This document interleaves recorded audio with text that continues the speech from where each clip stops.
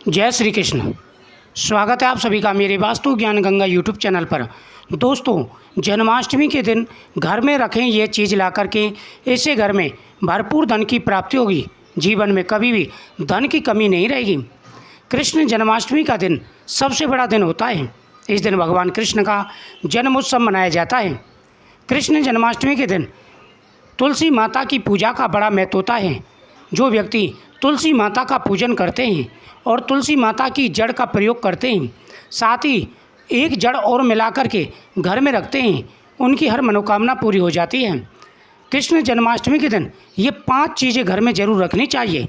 जिस घर में इस जड़ के साथ में ये 5 चीज़ें होती हैं, उस घर में सभी सुख समृद्धि पाते हैं। कभी भी धन की कमी नहीं रहती। गाड़ी, बंगला, वाहन सब कुछ प्राप्त होता है।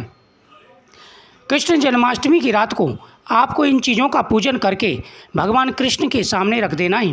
कृष्ण भगवान से धन प्राप्ति के लिए निवेदन करना है। भगवान कृष्ण और माता लक्ष्मी आपकी सभी मनोकामनाएं पूरी करेंगे। दोस्तों, जन्माष्टमी की रात को थोड़े से चावल हाथ में लेकर के आप भगवान के सामने बैठ जाएं। ओम नमो भगवते वासुदेवाय नमः मंत्र का जाप करें। यह चावल एक प्लेट में रख दें। उस प्लेट में आपको तुलसी की जड़ रख देनी है। उसी प्लेट में आपको केले की जड़ रख देनी है। दोनों जड़ आपको उस प्लेट में चावलों के ऊपर रख देनी है। साथ ही इसी प्लेट में आपको 5 मोरपंख, 5 कमलगट्टा, 5 गोमती चक्र, 5 पीली कौड़ी, ये सारी चीज़ें चंदन का टीका लगा करके माता लक्ष्मी और भगवान कृष्ण के सामने रख देना है। कृष्ण भगवान के सामने बैठ कर के संकल्प करें। भगवान के सामने मक्खन मिश्री का भोग लगाएं, फल रखें। फिर ओम नमो भगवते वासुदेवाय नमः मंत्र की 1 माला या 5 माला जाप करें। उसके बाद में धन प्राप्ति के लिए श्री महालक्ष्मी नमः इस मंत्र का जाप करना है। दोस्तों, भगवान की पूजा करते समय आपको अपनी परेशानी भगवान के सामने जरूर बोलनी है। ऐसे भगवान प्रसन्न होकर के मनवांछित फल प्रदान करते हैं। कृष्ण जन्माष्टमी के दिन भूल के भी कुछ कार्य नहीं करने चाहिए। जैसे कृष्ण जन्माष्टमी के दिन अगर आपने व्रत रखा है तो भूल करके भी आप किसी दूसरे के घर का कुछ ना खाएं। इस दिन झूठ नहीं बोलना है। घर में लड़ाई झगड़ा ना करें। घर के अंदर कोई भी तामसिक चीज़, लहसुन, प्याज या मीट मांस का प्रयोग भूल के भी नहीं करना है, नहीं तो बहुत बड़ी विपत्ति आपके ऊपर आ सकती है। साथ ही पूरे दिन ओम नमो भगवते वासुदेवाय नमः मंत्र का जाप करते रहें। इस दिन गौ माता की पूजा जरूर करें, क्योंकि आप सभी जानते हैं भगवान कृष्ण को गौ माता बेहद ही प्रिय थी। गौ माता की पूजा करते समय उनके मस्तक पर टीका लगाएं, फिर दोनों हाथ जोड़ के झुक के गौ माता को प्रणाम करें।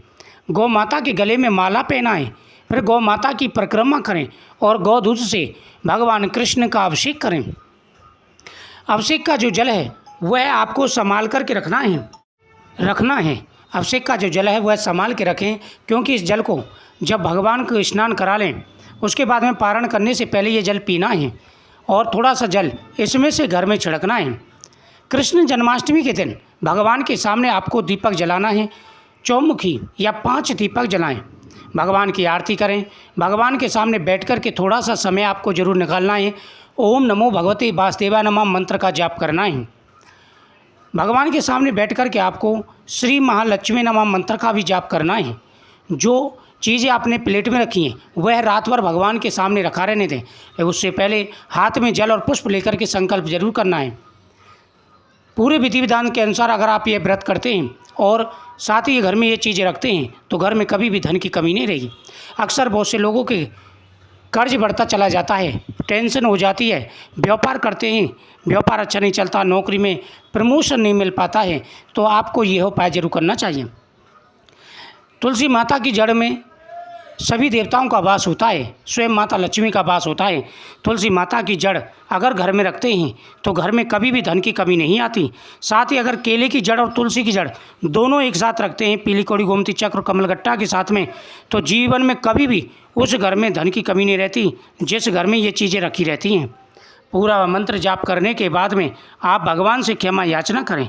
अगर आप बिजनेस करते हैं, छोटा बिजनेस या बड़ा बिजनेस, कोई भी बिजनेस करते हैं, जहाँ पर आप पैसा रखते हैं वहाँ पर ये चीज़ें आपको रख देनी है पीले कपड़े में बांध करके। अगर आप जॉब करते हैं तो ये आपको घर की तिजोरी में रख देनी है। जहाँ पर ये चीज़ें रखी रहेंगी वहाँ पर कभी भी धन की कमी नहीं आती। शास्त्रों में मोर पंख का बड़ा महत्व कहा गया है। कहते हैं कि जिस घर में मोर पंख होती है वहाँ पर वास्तु दोष नहीं रहता, नकारात्मकता नहीं रहती, स्वयं भगवान कृष्ण का वास होता है। इसलिए विशेष रूप से ध्यान रखें और ये चीज़ें आपको अपने घर के अंदर जरूर रखनी हैं। दोस्तों, भगवान के सामने हाथ जोड़ करके आप निवेदन करें और घर में मोर पंख रखें। मोर पंखों पर टीका लगाना है। पहला मोर पंख मंदिर में रखें, दूसरा घर के तिजोरी में रखें, तीसरा आप घर के मेन दरवाजे के पास लगाएं, बाकी आप पूरे घर में कहीं भी लगा सकते हैं। साथ ही पीली कौड़ी आपको घर के तिजोरी में रखनी, जहाँ पैसा रखते हैं उस गल्ले में रख दें, और एक पीली कौड़ी कपड़े में बांध करके हमेशा अपने साथ रखिए।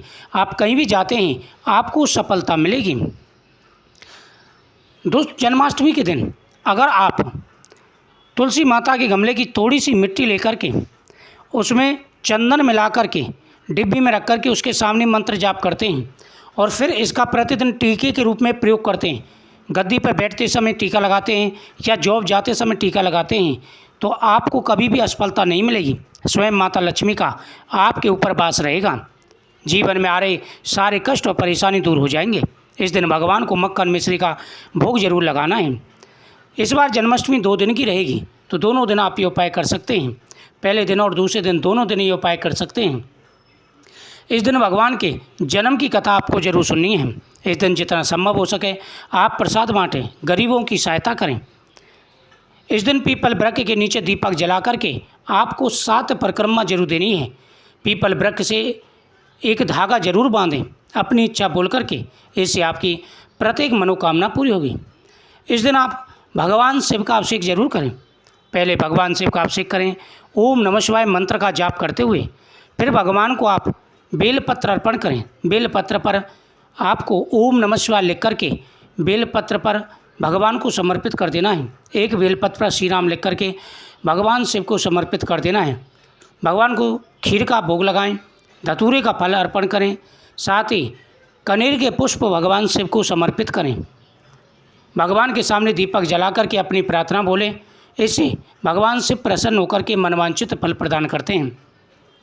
जो विद्यार्थी विद्या में असफल हो रहे हैं उनको एक मोर पंख अपनी पुस्तक में हमेशा रखनी चाहिए।